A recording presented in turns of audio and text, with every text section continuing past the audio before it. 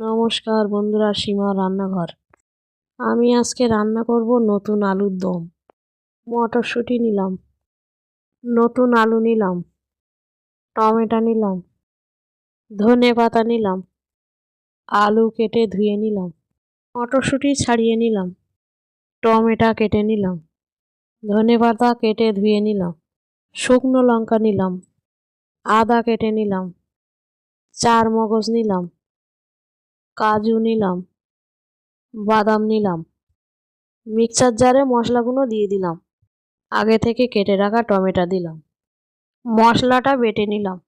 গ্যাসে জল বসালাম, আগে থেকে কেটে রাখা আলু দিলাম, সিদ্ধ করে নিলাম, নামিয়ে দিলাম।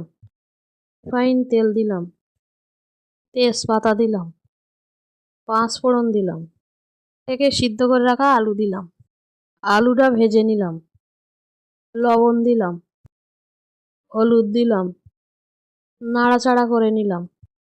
জিরে বাটা দিলাম, আগে থেকে বেটে রাখা মশলাটা দিয়ে দিলাম। আরও কিছুক্ষণ নাড়াচাড়া করে নিলাম। মটরশুঁটি দিলাম, জল দিলাম, কিছুক্ষণ ফুটিয়ে নিলাম। চিনি দিলাম, দুধ দিলাম, আরও কিছুক্ষণ ফুটিয়ে নিলাম। ধনে পাতা দিলাম, গরম মশলা দিলাম, ঘি দিলাম, কিছুক্ষণ পরে নামিয়ে দিলাম। নতুন আলুর দমটা ভালো লাগলে লাইক, সাবস্ক্রাইব, কমেন্ট, শেয়ার করুন। ফ্যান্টাস্টিক।